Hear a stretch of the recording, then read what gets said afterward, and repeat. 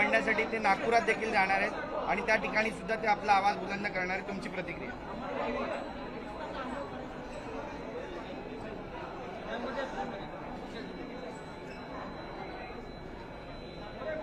खरं म्हणजे आता हे उशिरा सुचलेलं शहाणपण म्हणावं लागेल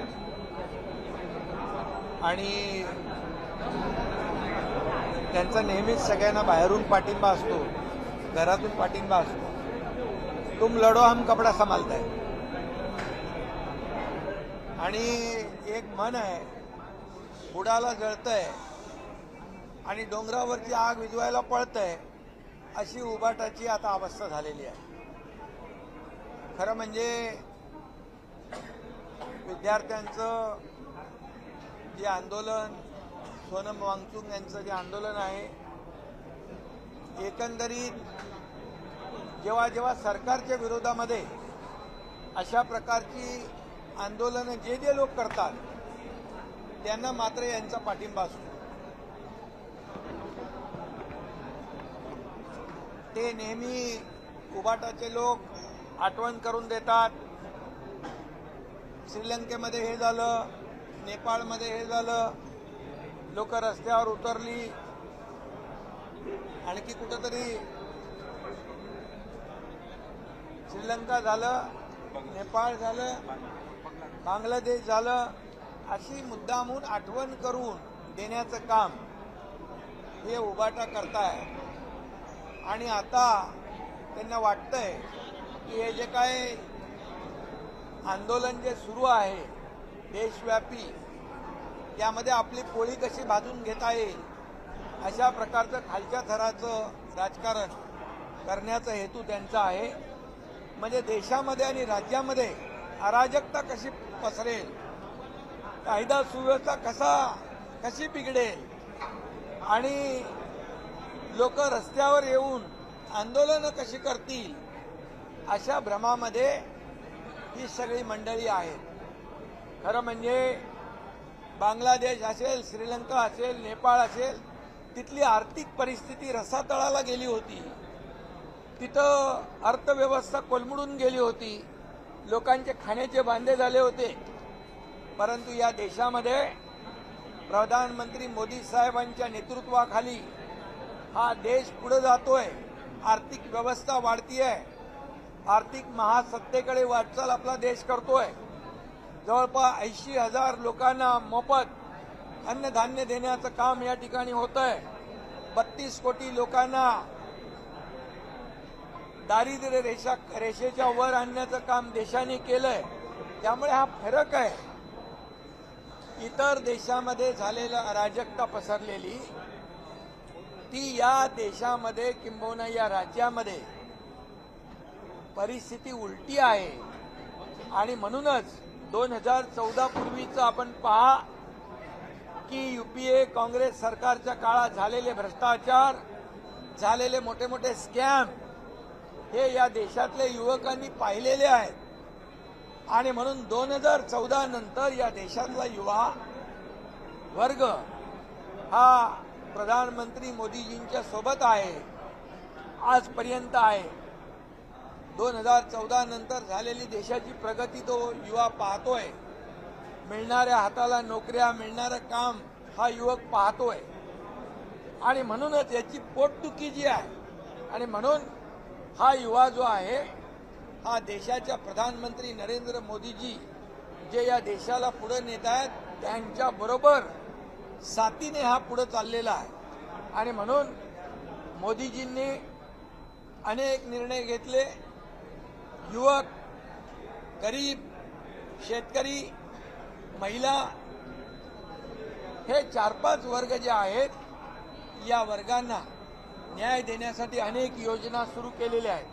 त्यामुळे हे जे काही यांच्या मनामध्ये आहे की देशामध्ये अराजकता पसरली पाहिजे, देशामध्ये कायदा सुव्यवस्था बिघडली पाहिजे, आणि म्हणून हे जे काय आहे हे लोकांना प्रोवोक करण्याचं काम, भडकवण्याचं काम या ठिकाणी करतायत, परंतु त्यांच्या प्रयत्नांना यश कधीच येणार नाही.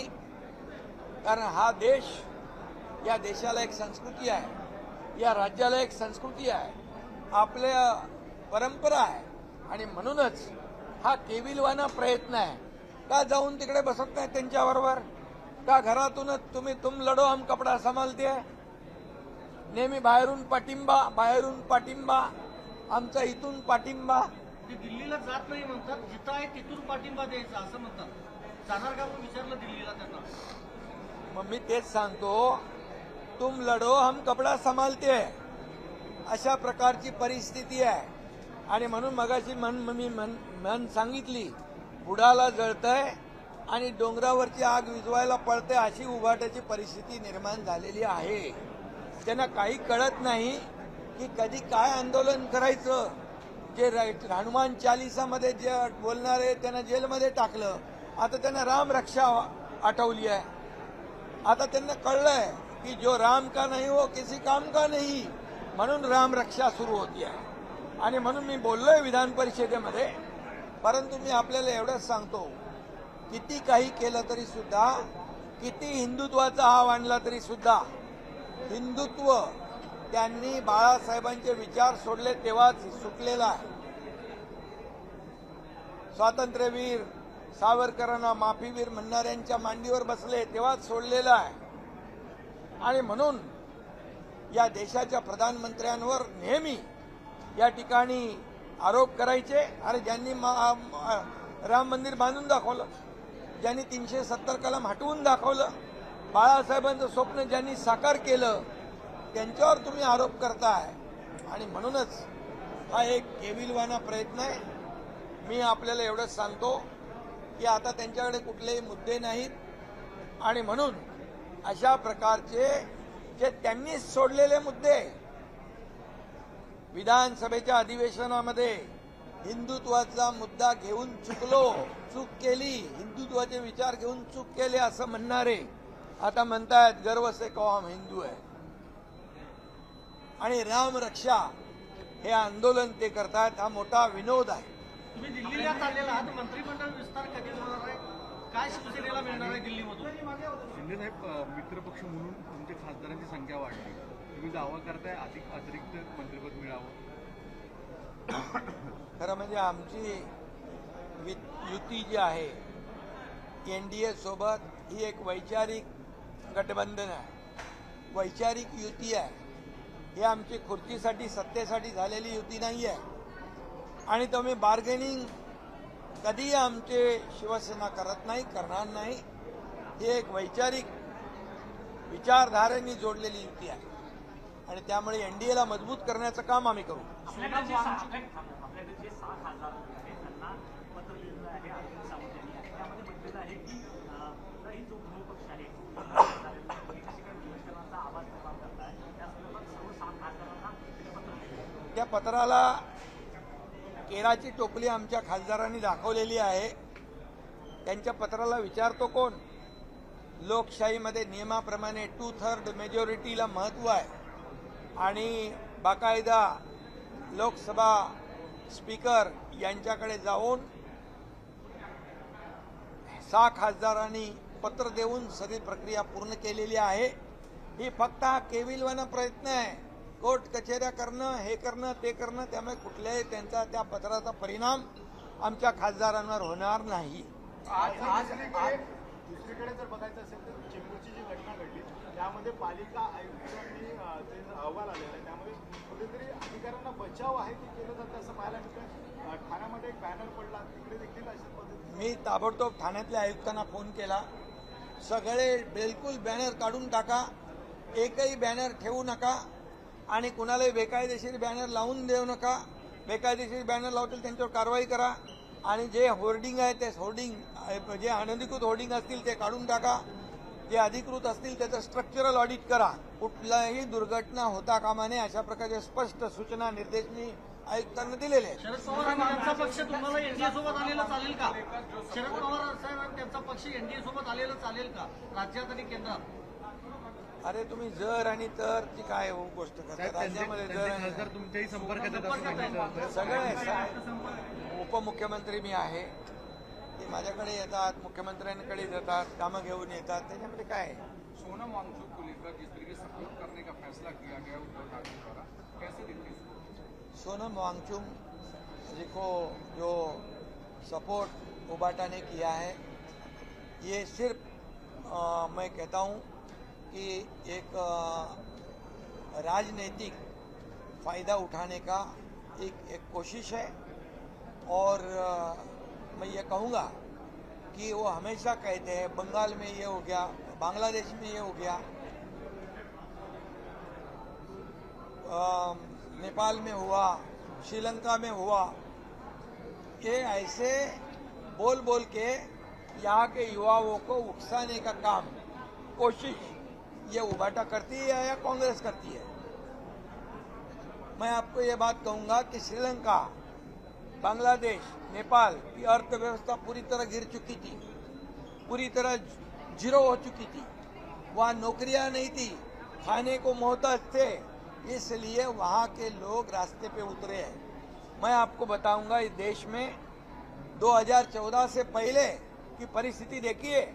2014 से पहले कितने बड़े बड़े स्कैम हुए, कितने बड़े बड़े घोटाले हुए, भ्रष्टाचार हुए, ये यहाँ के देश के युवाओं ने देखा है अपने आंखों से।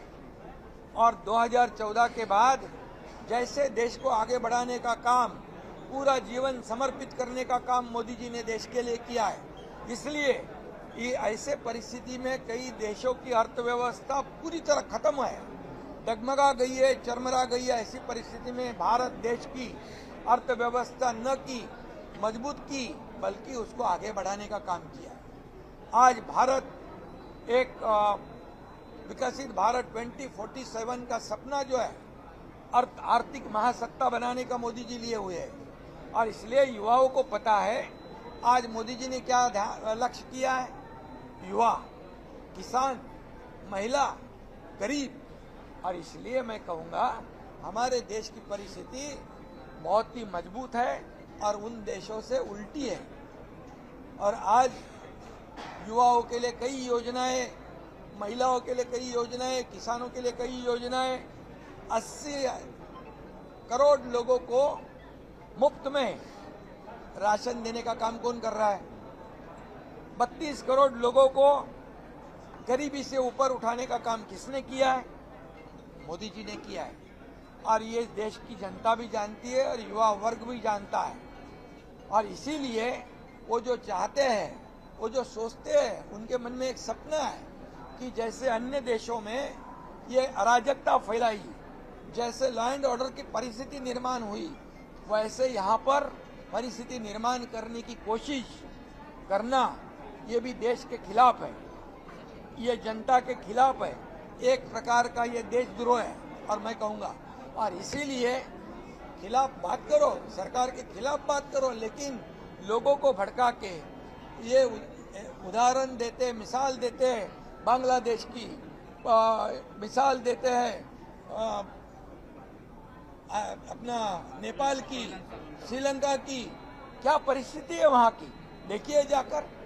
तो इस देश की परिस्थिति मजबूत है और युवा जो है यहाँ का मोदी जी के साथ है। ये कोई लाख कोशिश करे, कुछ भी ऐसी परिस्थिति निर्माण करने की कोशिश वो करते हैं, उसमें कामयाब नहीं होंगे। इनका एक ही है, जो देश के खिलाफ बोलेगा, जो मोदी जी के खिलाफ बोलेगा, जो मोदी जी के खिलाफ आंदोलन करेगा, उसको सपोर्ट दे दो। और वो भी कैसे? घर से सपोर्ट दे दो, तुम लड़ो, हम कपड़ा संभालते हैं। राहुल गांधी ने सरकार से पेपर लीक को लेकर सवाल पूछा और ये कहा कि सरकार जो है लाखों छात्रों के भविष्य से खिलवाड़ कर रही है। राहुल गांधी विपक्ष के नेता है, उनको जानकारी के लिए मैं बताना चाहता हूं कि महाराष्ट्र में तुरंत पेपर लीक टीटी का होने वाला था। हमारी बहुत ही जिम्मेदार पुलिस विभाग ने तुरंत ये पूरे स्कैम को, नक्सल को पकड़ लिया और उनको जेल के अंदर ठूस दिया है। और उनके ऊपर हमने कहा है कि ये देश के जो भविष्य के साथ खिलवाड़ करने वाले लोग जो है उनको पूरी तरह मौका लगाना चाहिए, जेल में ठूसना चाहिए, इनको जमानत नहीं होनी चाहिए। और मैं ये कहूंगा कि जब महाविकास आघाड़ी की सरकार थी तब 3 बार पेपर लीक हुए थे, पता है? ये राहुल गांधी जी को याद आपके माध्यम से मैं करा रहा हूं। ये पेपर लीक होना, ये इसका समर्थन कोई भी नहीं कर सकता है, लेकिन उस वक्त सीटी, टीटी और हेल्थ की जो भर्ती थी उसमें पेपर लीक हुआ था। इसलिए इसके ऊपर पूरी तरह जांच हो रही है, एसआईटी बैठी है और पूरी तरह इसके ऊपर जो भी आरोपी है एक को भी बख्शा नहीं जाएगा। सर, अरविंद सावंत ने जो लेटर लिखा है आपके सांसदों को, उसको लेकर क्या कहेंगे विलय मर्जर के विषय पर? देखिए, हमारे 7-6 सांसद जो आए हैं उन्होंने पूरी तरह जो कार्रवाई होती है, संसदीय कार्रवाई होती है, लेजिस्लेचर कार्रवाई होती है, प्रक्रिया होती है, वो पूरी तरह पूरी करी है। लोकसभा के स्पीकर के सामने जाकर 2/3 मेजोरिटी के साथ उन्होंने शिवसेना ज्वाइन की हुई है। इसलिए ये कोई नोटिस का असर हमारे सांसदों पे होने वाला नहीं, शिवसेना के ऊपर होने वाला नहीं। वो लेटर उन्होंने हमारे सांसदों ने फाड़ के टोकरी में फेंक दिया है, उसका कोई वजूद नहीं है। मंत्रिमंडल विस्तार को लेकर के किस तरीके से देख रहे हैं, क्योंकि केंद्र में आपकी ताकत अब बढ़ी है और एनडीए में बड़े पार्टनर के तौर पर आप हैं। देखिए, केंद्र में हमारी ताकत नहीं, एनडीए की ताकत बढ़ी है। हमारे प्रधानमंत्री नरेंद्र मोदी जी की ताकत को हमें बढ़ाना है। उनकी ताकत बढ़ी तो देश की ताकत बढ़ेगी। इसलिए हमारा एजेंडा जो है ये बार्गेनिंग करना, हमारे इतने बढ़ गए तो हमें ये चाहिए, वैसे शिवसेना नहीं है। शिवसेना बाला साहब ठाकरे जी के विचार वाली शिवसेना है, एक विचारधारा से जुड़ी है और ये विचारधारा से जुड़ी है। इसलिए हमारा जो एजेंडा है इस देश का विकास, इस महाराष्ट्र का विकास। इसलिए जो मोदी जी देश को आगे बढ़ा रहे उसे हमारे शिवसेना का पूरी तरह समर्थन है। सर, ठाणे होर्डिंग हादसे को लेकर क्या दिशा निर्देश आपने दिए हैं? ठाणे होर्डिंग के बारे में मैंने कमिश्नर को कहा है कि किसी भी हालत में इलीगल होर्डिंग हटा दिए जाए और जो इलीगल है उसको निकाल दो, जो इलीगल लगाएंगे उसके ऊपर कार्रवाई करो, और जितने होर्डिंग इलीगल है निकालने के बाद जो लीगल होर्डिंग है उसका स्ट्रक्चरल ऑडिट भी करो, ताकि बारिश में हवा में कोई गिरे नहीं होर्डिंग और कोई भी दुर्घटना ना हो। ऐसे स्पष्ट निर्देश मैंने आयुक्त जी को कल ही दिए हैं।